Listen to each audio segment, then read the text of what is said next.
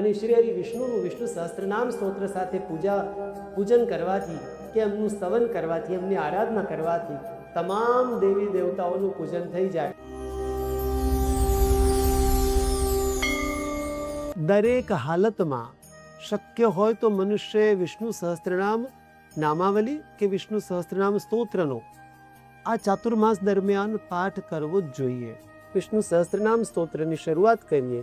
આની શરૂઆત એની રુદ્ર શાપ વિમોચન વિધિથી થાય. વિશ્વમ વિષ્ણુર્વચતકારો ભૂત ભવ્ય ભવત પ્રભુ ભૂતકૃત ભૂતભૃદ્ભાવો ભૂતાત્મા ભૂત ભાવને.